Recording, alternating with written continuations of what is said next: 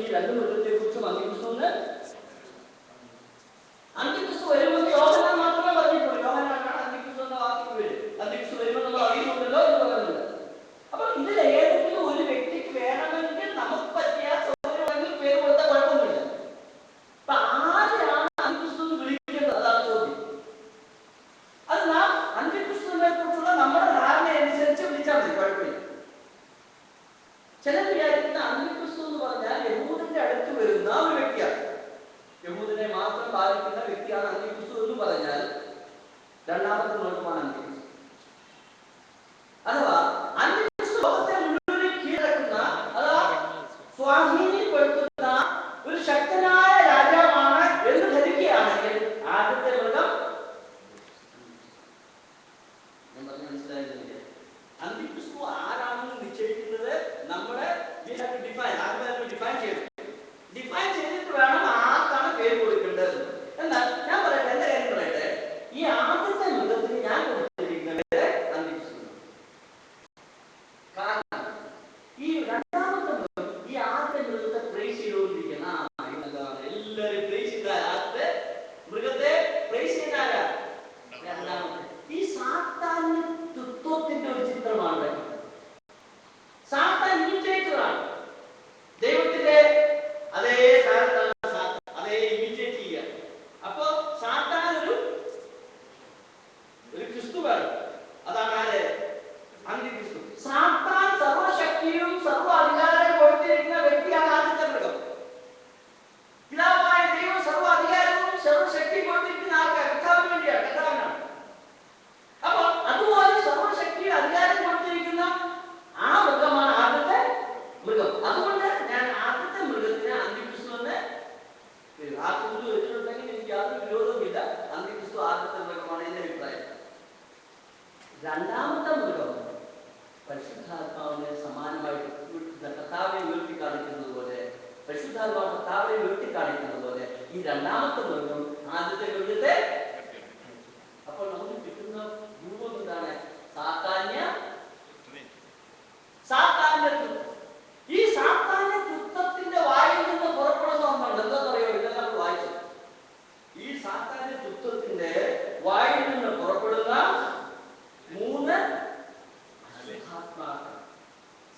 വെളിപ്പാട് പുസ്തകം 16-ാം അധ്യായത്തിൽ നാം വായിച്ചു. 13-ാം വാക്യത്തിൽ വായിക്കുന്നുണ്ട് 3 അശുദ്ധാത്മാക്കളോടെ തവളകളെ പോലെ ഉള്ള 3 അശുദ്ധാത്മാക്കൾ പുറപ്പെടും. അപ്പോൾ നമുക്കറിയാം സാത്താന്യ തൃത്വം വളരെ ക്ലിയറാണ്. ഈ സാത്താന്യ കൃത്യം അന്ത്യകാലത്ത് വളരെ ശക്തമായി പ്രവർത്തിക്കാനുള്ള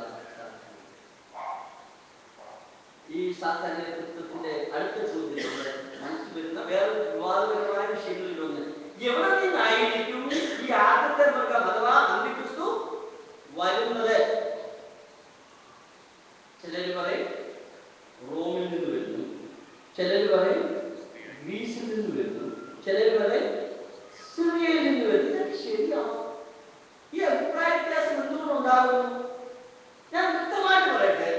ഈ ആദ്യത്തെ മൃഗം വരുവാൻ പോകുന്നത് റോമിൽ നിന്ന്, ശക്തനായ ലോകത്തിന്റെ സർവ്വ സാമ്പത്തിക വ്യവസ്ഥകളെയും നിയന്ത്രിക്കുവാൻ കഴിവുള്ള വ്യക്തി വരുവാൻ പോകുന്നത് റോമിൽ നിന്ന്. നമുക്ക് നോക്കാം. 1-2 വാക്യങ്ങൾ വായിച്ച് പറഞ്ഞ ആ കാര്യം ഓർമ്മിപ്പിച്ചിട്ട് നമുക്ക് മുന്നോട്ട് പോകാം. ദാനിയേൽ പ്രവചനം 7-ാം അധ്യായത്തിലേക്ക് വരാം. ദാനിയേൽ പ്രവചനം 7-ാം അധ്യായം. അവിടെ 4-ാമത്തെ മൃഗത്തെ കുറിച്ച് പറയുന്നത് ശ്രദ്ധിക്കാം. ഭയാനകമായൊരു ദാനിയേലിന് മനസ്സിലാക്കാൻ കഴിയാത്ത, പേര് കൊടുക്കുവാൻ കഴിയാത്ത ഭീകരമായ ഒരു മൃഗത്തെ കുറിച്ച് നാം വായിക്കുന്നു. 7-8 വാക്യം മാത്രം വായിക്കാം. രാത്രി ദർശനത്തിൽ ഞാൻ പിന്നെയും ഭയങ്കരവും അതിബലവും ഉള്ള 4-ാമതൊരു മൃഗത്തെ കണ്ടു. അതിന് വലിയ ഇരുമ്പുകല്ലുണ്ടായിരുന്നു. അത് തിന്നുകയും തകർക്കുകയും ചെയ്തിട്ട് ശേഷമുള്ളതിനെ കാൽ കൊണ്ട് ചവിട്ടിക്കളഞ്ഞു. മുമ്പേ കണ്ട സകല മൃഗങ്ങളിലും വെച്ച് ഇത് വ്യത്യാസമുള്ളതായി തീർന്നു. അതിന് 10 കൊമ്പുണ്ടായിരുന്നു. ഞാൻ ആ കൊമ്പുകളെ നോക്കിക്കൊണ്ടിരിക്കുമ്പോൾ അവയുടെ നടുവിൽ മറ്റൊരു ചെറിയ കൊമ്പ് മുളച്ചു വന്നു. അതിനാൽ മുമ്പിലത്തെ കൊമ്പുകളിൽ 3 വേരോട് പറഞ്ഞുപോയി.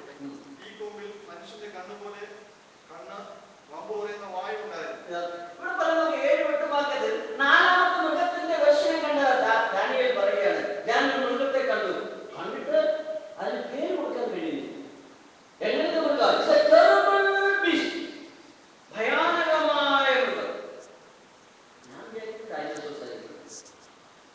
ഡൈനോസോഴ്സ് എന്ന് പറഞ്ഞ വാക്കിന്റെ അർത്ഥം അറിയാമോ?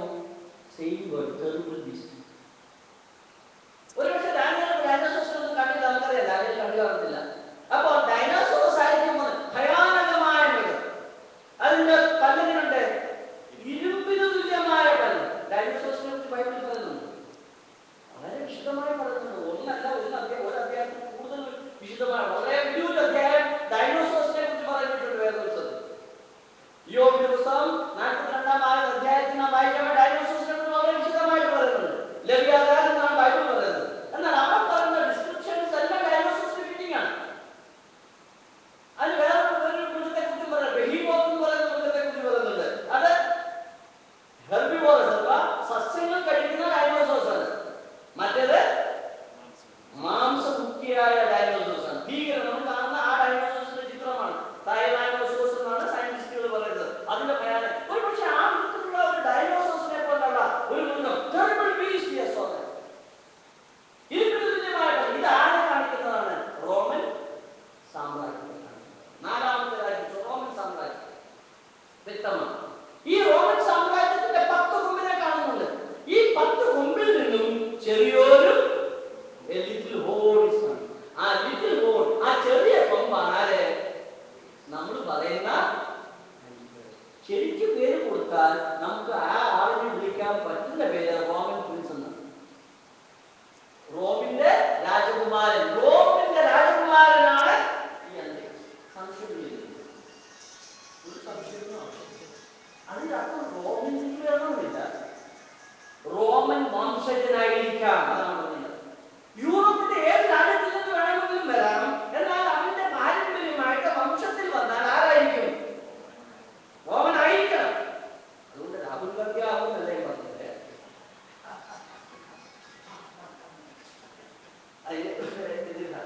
എന്നാൽ ഞാൻ പറഞ്ഞത് രാജ്യം എന്തായാലും രാഹുൽ ഗാന്ധിക്ക് റോമൻ ബ്ലഡ് ആണ് കുറച്ചൊക്കെ അല്ലേ. അപ്പൊ ഈ ഞാൻ പറയാ റോമൻ ബ്ലഡ് ആയിരിക്കും, ജനറ്റിക്കലി റോമൻ. അതുകൊണ്ട് ചിലരൊക്കെ പ്രസംഗം നടത്തുക ഒബാമ ആരായിരിക്കും? അന്തിക്രിസ്തു ആയിരിക്കും. അന്തിക്രിസ്തുവിന്റെ എല്ലാ സ്വഭാവങ്ങളും ഒബാമയുണ്ട്. ഒബാമ യാത്ര ചെയ്യുന്ന വണ്ടി എന്താ? അതിന്റെ പേരെന്താ? വണ്ടിയുടെ പേരെന്താ? ബീസ്റ്റ്. ബീസ്റ്റ് എന്നാണ്. അപ്പൊ ബീസ്റ്റ് എന്ന് പറഞ്ഞാൽ തീർച്ചയായിട്ടും ഒബാമ അന്തിക്രിസ്തു ആയിരിക്കും എന്ന് സ്ഥാപിക്കുന്ന അതേ പല പ്രസംഗങ്ങളും കേട്ടിട്ടുണ്ട്. ഞാൻ ഒരുപാട് അന്വേഷിച്ചു ആയിരിക്കുമോ ഇതൊന്ന് പരിശോധിച്ചു. ഒബാമ ഒരു കാരണവശാലും അന്തിക്രിസ്തു ആയിരിക്കില്ല. കാരണം is A Kenyan, is from Africa. ഞാൻ എൻ്റെ അമ്മയുടെ ഭാഗത്തു നിന്ന് അന്വേഷിച്ചു നോക്കിയേ, ജീനിയോളജിയിൽ എന്തെങ്കിലും റോമൻ ചായ ഉണ്ടോ? ഞാൻ പറഞ്ഞാൽ ഈ വരുവാൻ പോകുന്ന അന്ത്യക്രിസ്തു by genetically racially he should be a. അതുകൊണ്ട് ഈ പ്രസംഗം കേൾക്കുമ്പോൾ വ്യക്തമായിട്ട് നോക്കണം, ഈ പറയുന്ന ആള് ആരാ? റോമൻ ആണോ ഇല്ലയോ എന്നുള്ളത് പരിശോധിക്കും. എന്നാൽ ഒരു കാര്യം പറയാം, അന്ത്യക്രിസ്തുവിന്റെ സ്വഭാവം മനസ്സിലാക്കണമെങ്കിൽ ഒബാമയുടെ സ്വഭാവം പോലെ തന്നെ വ്യത്യാസമില്ല. ആ സ്വഭാവം വാചാലത, അത് ചെയ്യും ഇത് ചെയ്യും എന്നൊക്കെ പറയും. ഒരു സമാധാനവും ഈ ലോകത്ത് ചെയ്തിട്ടില്ല, എങ്കിലും നോബൽ സമ്മാനം, സമാധാനത്തിന്റെ നോബൽ പ്രൈസ് സമാധാനം ചെയ്യാതെ കിട്ടിയ ഒരു വ്യക്തിയാരാണ്? ഒബാമ തന്നെ കണ്ടുകഴിപ്പോയി. എനിക്ക് നോബൽ പ്രൈസ് സമാധാനത്തിന്റെ സമ്മാനം ഒന്നും ചെയ്തിട്ടില്ല, ഇന്നും ചെയ്തിട്ടില്ല എന്ന് പറഞ്ഞാൽ what I mean is that he is typically all the character of Antichrist. അത് കുഴപ്പമില്ല. എന്നാൽ ഒബാമ അന്തിക്രിസ്തു. ഇത് വേറെ ചുരുളുണ്ട്. 9-ാം അധ്യായത്തിലേക്ക് വരാൻ താല്പര്യത്തിൽ ഒന്നുകൂടി ഉറപ്പിച്ചു പറയാം എന്തുകൊണ്ട് റോമിൽ ആയിരിക്കുമെന്ന് പറയുന്നതിന് വേറെ വ്യക്തമായ ഒരു കൂടി പറയാം. 9-ാം അധ്യായത്തിലേക്ക് വരാം. 9-ാം അധ്യായം 26-ാം വാക്യം വായിക്കാം. 62 ആഴ്ചവട്ടം കഴിഞ്ഞിട്ട് അഭിഷിക്തൻ ഛേദിക്കപ്പെടും, അവന് ആരുമില്ലെന്ന് വരും. പിന്നെ വരുവാനിരിക്കുന്ന പ്രഭുവിന്റെ പടജനം നഗരത്തെയും വിശുദ്ധ മന്ദിരത്തെയും നശിപ്പിക്കും. വരുവാനിരിക്കുന്ന പ്രഭുവിന്റെ പടജനം നഗരത്തെയും വിശുദ്ധ മന്ദിരത്തെയും നശിപ്പിക്കും. വരുവാനിരിക്കുന്ന പ്രഭുവിന്റെ പടജനം നശിപ്പിക്കും. ആരാണ് യെരൂശലേമിനെ നശിപ്പിച്ചത്? ചരിത്രത്തിൽ AD 70 നടന്ന സംഭവമാണ്. ചരിത്രത്തിൽ വീണ്ടും നടന്ന ഈ സംഭവം നടന്നു. AD 70 വിശുദ്ധ ടൈറ്റസ് പടജനമാണ്. ആരുടെ പടജനമാണ്? റോമൻ പടജനമാണ് നശിപ്പിച്ചത്. ടൈറ്റസ് പ്രഭുവായിരുന്നില്ല. ഇവിടെ പറയുന്നത് വരുവാനുള്ള പ്രഭുവിന്റെ പടജനം നശിപ്പിക്കും. വരുവാനുള്ള പ്രഭുവാണ് അടുത്ത അവിടെ ഒപ്പുവെക്കുന്നത്. 27-ാം അധ്യായത്തിൽ അവൻ സമാധാന കരാർ ഒപ്പുവെക്കുന്ന ആരാണ്? വരുവാൻ പോകുന്ന പ്രഭുവാണ്. ഈ പ്രഭു ആരാണ്? വരുവാൻ പോകുന്ന പ്രഭു അന്തിക്രിസ്തു. അപ്പോൾ അന്തിക്രിസ്തുവിന്റെ പടജനം ആര് നശിപ്പിച്ചു? ദേവാലയത്തെ നശിപ്പിച്ചു എന്ന് പറഞ്ഞാൽ റോമൻ പടജനം ദേവാലയത്തെ നശിപ്പിക്കും. വരുവാൻ പോകുന്ന പ്രഭുവിന്റെ പടജനം നശിപ്പിക്കും എന്ന് പറഞ്ഞാൽ പ്രഭു ഒടുന്നായിരിക്കും വരുന്നത്. വളരെ വ്യക്തമാണ്. ഇതിന് നമുക്ക് അധികം ചിന്തിക്കേണ്ട കാര്യങ്ങളൊന്നുമില്ല. വളരെ വ്യക്തമാണ്. ഞാൻ റോമിൽ നിന്ന് വരുന്നതല്ല, ഞാൻ ഉദ്ദേശിക്കുന്നത് റോമൻ ഒറിജിൻ. ജനറ്റിക്കലി റോമിൽ നിന്നായിക്കൂടാറില്ല, ജനറ്റിക്കലി ഇറ്റലിയിൽ നിന്നാകാം. എന്നാൽ ജനറ്റിക്കലി ഹാസ് ടു ബി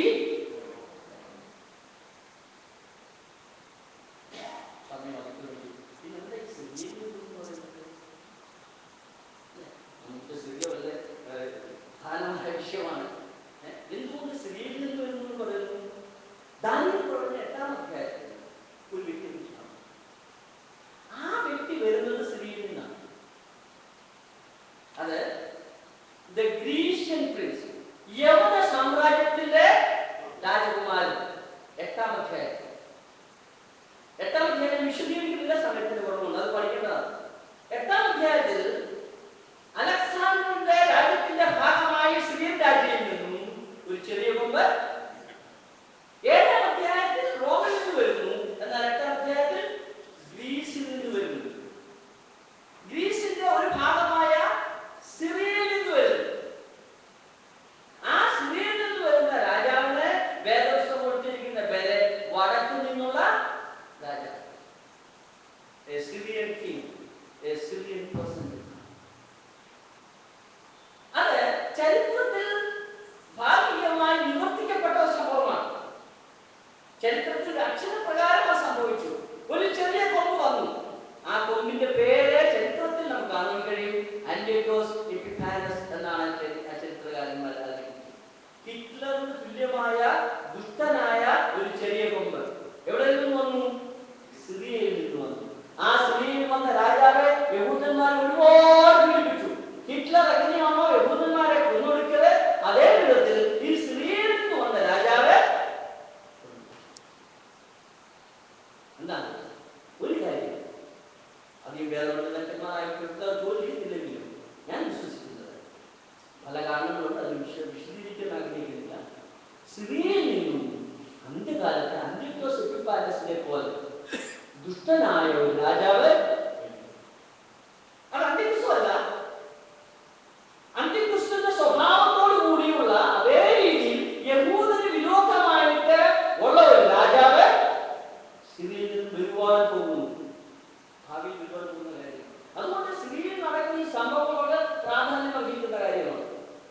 ആ രാജാവ്, വരുവാൻ പോകുന്ന രാജാവ്, ദാനിയേൽ പ്രവചനം 11-ാം അധ്യായം 43 വാക്യങ്ങൾ വായിക്കുമ്പോൾ വടക്കു നിന്നുള്ള രാജാവ് ഈ വിശുദ്ധ ഭൂമിയെ ആക്രമിക്കും എന്ന് വ്യക്തമായി രേഖപ്പെടുത്തുന്നു. അന്ത്യകാല യുദ്ധത്തിൽ, അതുപോലെ യുദ്ധത്തിൽ ഈ പറയുന്ന സിറിയയിലെ രാജാവ് യഹൂദന്മാരെ ആക്രമിക്കും. അതുകൊണ്ട് നമുക്ക് രണ്ടായിട്ട് പഠിക്കേണ്ട കാര്യമാണ്. അന്ത്യക്രിസ്തു എവിടെ നിന്ന് വരും? റോമിൽ നിന്ന് വരും. എന്നാൽ സിറിയയിൽ നിന്ന് വരുന്ന വ്യക്തി യവന രാജ്യത്തിന്റെ ഭാഗമായിട്ട് യവന രാജ്യത്തിൽ നിന്ന് വരുന്നവനായിരിക്കും. ആ രാജ്യത്തെ വളരെ വിശദമായി പഠിക്കേണ്ടതാണ്, വളരെ ആലോചനയോടുകൂടി പഠിക്കേണ്ട വിഷയമാണ്. അതുകൊണ്ട് അത് നാം മനസ്സിലാക്കണം. ഞാനൊരു മൈക്കിൾ ബ്രൗണോട് ഒരിക്കൽ ചോദിച്ചു, എവിടെ നിന്നാണ് അന്ത്യക്രിസ്തു വരുന്നത് എന്ന് ചോദിച്ചപ്പോൾ പറഞ്ഞു ഗ്രീസിൽ നിന്നാണെന്ന്. എനിക്ക് വളരെ അത്ഭുതം തോന്നി. ഞാൻ അതിന് കാരണം എന്താണെന്ന് ചോദിച്ചു. കാരണം പുള്ളി പറഞ്ഞത്, വെളിപ്പാട് പുസ്തകം 11-ാം അധ്യായം ഒറ്റ വായനയിൽ ആദ്യമേ കാണുന്ന മൃഗം ഏതാണ്? പുള്ളിപ്പുലി അല്ലേ? പുള്ളിപ്പുലി അതിന്റെ സൈസാണ് ദൃശ്യമായിരിക്കുന്നത്. അതുകൊണ്ട് പുള്ളിപ്പുലി ആരെ കാണിക്കുന്നത്? ഗ്രീസിനെയാണ് കാണിക്കുന്നത്. അതുകൊണ്ട് ഗ്രീസിനെ ആ വ്യാഖ്യാനം എനിക്ക് അത്ര രസകരമായി തോന്നിയില്ല. അത് ശരിയാണെന്ന് തോന്നുന്നില്ല, വേറെ യാതൊരു തെളിവുകളുമില്ല. അതുകൊണ്ട് ഗ്രീസിൽ നിന്ന് വരുന്നു എന്ന് പറയുന്ന വ്യാഖ്യാനം ശരിയല്ല, അക്സെപ്റ്റബിൾ അല്ല. സിറിയയിൽ നിന്ന് വരുന്ന വ്യാഖ്യാനവും ശരിയല്ല. കാരണം ഞാൻ പറഞ്ഞു കഴിഞ്ഞു, സിറിയയിൽ നിന്ന് വേറെ ഒരാള് അത് വരും, അത് അന്ത്യക്രിസ്തുവല്ല. ആ പറയുന്ന സ്ത്രീയിൽ നിന്ന് വരുന്ന പറയുന്ന രാജാവിനെ കുറിച്ച് പുതിയ നിയമത്തിൽ രേഖപ്പെടുത്തിയിട്ടില്ല. പഴയ നിയമത്തിൽ മാത്രമേ അവസരം നൽകുകയാണ്, പഠിക്കുക. ഈ ചിന്താഗതികൾ ആദ്യമായി എഴുതിയ, സിറിയയിൽ നിന്ന് വരുന്നു എന്നുള്ള ചിന്താഗതികൾ ആദ്യമായി ലോകത്തിന് സംഭാവന ചെയ്ത് J N. Darby, William Kelly, A C. Gaebelein എന്ന് പറയുന്ന പ്രമുഖരായ ബ്രദറൻ എഴുത്തുകാരൻ, ഞാൻ പറഞ്ഞത് ഞാൻ കൊണ്ടുവന്ന ആശയമാണെന്ന് വിചാരിക്കുന്നത്, അതാണ് പറഞ്ഞത്. പ്രമുഖരായ ദൈവദാസന്മാരുടെ അഭിപ്രായമാണ് ഈ പറഞ്ഞത്. അല്ലെങ്കിൽ ബുഷ്മാന്റെ അഭിപ്രായം തോന്നി പുതിയൊരു ആശയം കൊണ്ടുവന്നു പറഞ്ഞ് അതുകൊണ്ട് മാത്രം പറഞ്ഞു. അതും ബ്രദറൻ എഴുത്തുകാരുടെ പ്രമുഖരായ ഈ 3 ദൈവദാസന്മാരാണ് വടക്കു നിന്ന് വരുന്ന, സിറിയയിൽ നിന്ന് വരുന്ന ഈ രാജാവിനെ കുറിച്ച് രേഖപ്പെടുത്തി അവർ പുസ്തകങ്ങൾ വായിച്ചു. അതുകൊണ്ട് ഈ കാര്യങ്ങൾ നാം മനസ്സിലാക്കേണ്ടത് ആവശ്യമാണ്. ഒരു കാര്യങ്ങളുമായി ലോകത്തെ മുഴുവനും ഭരിക്കുന്ന ഒരു രാജാവ് വരാൻ പോകുന്നില്ല. അന്ത്യക്രിസ്തുവിനെ കുറിച്ച് വരുമ്പോൾ നമ്മുടെ എല്ലാം ഈ ലോകം മുഴുവൻ കൺട്രോൾ ചെയ്യുന്ന ഒരാൾ, അങ്ങനെ ഒരാളില്ല, വരാൻ പോകുന്നില്ല. വേദപുസ്തകം പറയുന്നത് ലോകത്തിന്റെ സർവ്വ സാമ്പത്തിക വ്യവസ്ഥയും കൺട്രോൾ ചെയ്യുന്ന ഒരാള് തീർച്ചയായും ഇന്ത്യയുടെ രാജാവായിട്ട് വരുമെന്നല്ല, ലോകത്തിന്റെ സർവ്വ സാമ്പത്തിക വ്യവസ്ഥയെ നിയന്ത്രിക്കുന്നവർ വരും എന്ന് വ്യക്തമാണ് വേദപുസ്തകത്തിൽ. അങ്ങനെയെങ്കിൽ ഇന്നത്തെ ഗ്ലോബലൈസേഷൻ, ഇന്നത്തെ മാർക്കറ്റും എന്നെ കാണിക്കുന്നത് ലോകത്തെ നിയന്ത്രിക്കുവാൻ ആർക്കും കഴിയുമെന്ന് വ്യക്തമായി സൂചിപ്പിക്കണം. Free market and globalisation is a clear indication that the world is preparing for അന്ത്യക്രിസ്തുവിന് വേണ്ടി ഈ ലോകം ഒരുങ്ങുന്നു എന്നുള്ളതിന്റെ തെളിവാണ് ഇന്നത്തെ ആധുനിക സമ്പദ് വ്യവസ്ഥ. നാം ഒരിക്കലും അംഗീകരിച്ചിട്ടില്ല. നെഹ്റുവിന്റെ കാലത്ത് മിക്സ്ഡ് എക്കോണമി ആയിരുന്നു. കമ്മ്യൂണിസം പോയി, എല്ലാം പോയി, മിക്സ്ഡ് എക്കോണമി എല്ലാം പോയി. ഇപ്പൊ എല്ലാം ലോകം മുഴുവൻ എന്താണ് പറയുന്നത്? ഗ്ലോബലൈസേഷൻ, ഫ്രീ മാർക്കറ്റ്, ചൈന ഉൾപ്പെടെ, അല്ലേ? അതാണ് പറയുന്നത്. അത് തെളിയിക്കുന്നത് ഈ അന്ത്യക്രിസ്തുവിന് വേണ്ടി ലോകം ഒരുങ്ങുന്നു. അവൻ ഇതെല്ലാം നിയന്ത്രിക്കാൻ പോകുന്നത് ഒരു സംഖ്യയുടെ പേരിലാണ്. എന്താ 666? എങ്ങനെയാണെന്ന് നമുക്ക് പിടിയില്ല. പല വ്യാഖ്യാനങ്ങളുണ്ട്. വ്യാഖ്യാനത്തിലേക്ക് ഞാൻ പോകാൻ ആഗ്രഹിക്കുന്നു. നിങ്ങൾക്ക് എന്തെങ്കിലും സംശയം ഉണ്ടെങ്കിൽ ഈ വിഷയത്തിൽ തീർച്ചയായിട്ടും മുന്നിൽ ചോദിക്കാം. എന്നാൽ ഇന്ന് നടക്കുന്ന എല്ലാ മൂവ്മെന്റ്സും അന്ത്യക്രിസ്തുവിന് വേണ്ടി ലോകം ഒരുങ്ങുന്നു എന്നുള്ള സൂചനയുണ്ട്. ഞാൻ അതുപോലെ ഗ്ലോബലൈസേഷൻ. അത് മാത്രമല്ല, ഇന്ന് നമുക്ക് ആധാർ കാർഡ് 666 ആണെന്ന് ഞാൻ പറയുന്നില്ല. എന്നാൽ അതിനു വേണ്ടിയുള്ള ആദ്യ പടികളാണ്, ഒരുക്കങ്ങളാണ്. ഈ ആധാർ കാർഡ് ബയോമെട്രിക് വെച്ചാണ് ചെയ്യുന്നത്. കണ്ണും എല്ലാം ടെസ്റ്റ് ചെയ്തതെല്ലാം ഒരുത്തൻ നമ്മെ പോലെ ഒരുത്തൻ ലോകത്തിൽ ആരുമില്ല. എല്ലാം സയന്റിഫിക്കലി ഡെവലപ്ഡ് ആണ്. ഇന്ന് കാർഡിലാണ് തരുന്നത്. എന്നാൽ ഒരു ദിവസം നമ്മുടെ ശരീരത്തിൽ ദൈവത്തിന്റെ സ്തോത്രം നമ്മൾ അപ്പോഴേക്കും പോകും. നമ്മൾ പേടിക്കേണ്ട കാര്യമൊന്നുമില്ല. നമുക്ക് ആധാർ കാർഡ് എടുക്കാമോ എന്നോട് പലരും ചോദിക്കാറുണ്ട്. ഞാൻ ചോദ്യം പറയാറുണ്ട്, അത് കയ്യിൽ വരുമ്പോൾ എടുക്കരുത്. അല്ല, കാർഡ് കുഴപ്പമൊന്നുമില്ല. ഏത് പറഞ്ഞോ, വലത്ത് കൈയിലോ ആരോ എന്നോട് പറഞ്ഞത്, വലത്ത് കൈ ഇല്ലാത്തവനാണെങ്കിൽ അവന് നെറ്റിവേദന. കാര്യം ഏതാ തലയില്ലാത്തവരാരും പാടില്ലല്ലോ. അതുകൊണ്ടാണ് നെറ്റിവേദന എന്ന് പറഞ്ഞു. വളരെ രസകരമായി തോന്നി. വലത്ത് കരത്തിലോ കമ്പ്യൂട്ടർ റീഡ് ചെയ്യുവാൻ അതിനോട് പല കാര്യങ്ങളും നമുക്ക് മനസ്സിലാക്കാൻ കഴിയും. ലോകം അന്ത്യക്രിസ്തുവിന് വേണ്ടി ഒരുക്കിയിരിക്കുക. എന്നാൽ ഈ സത്യങ്ങൾ വെളിപ്പെടുത്തിയിരിക്കുക. എന്റെ കർത്താവിന് വേണ്ടി വരും. അവന് വരവേറ്റു പഠിച്ചിരിക്കുക. അവൻ വീണ്ടും വരും. ഞാൻ രണ്ടാമത്തെ മൃഗത്തെ കുറിച്ച് പറഞ്ഞില്ല. ആ മൃഗം ഒന്നുമില്ല, ഭൂമിയിൽ നിന്ന് വരുന്നത്. ദൈവം അനുവദിക്കുകയാണെങ്കിൽ നമുക്ക് തുടർന്ന് ആ വിഷയത്തെ കുറിച്ച് ചിന്തിക്കാം. തുടർന്ന് കർത്താവിന്റെ വരവിൽ നടക്കുന്ന അനേകമായ സംഭവങ്ങളുണ്ട്. ആ വിഷയങ്ങളെ കുറിച്ച് നമുക്ക് നാളെയും ചിന്തിക്കാം. പ്രാർത്ഥനയോട് നമുക്ക് കടന്നു വരാൻ ദൈവം നമ്മെ വരങ്ങളാൽ അനുഗ്രഹിക്കും.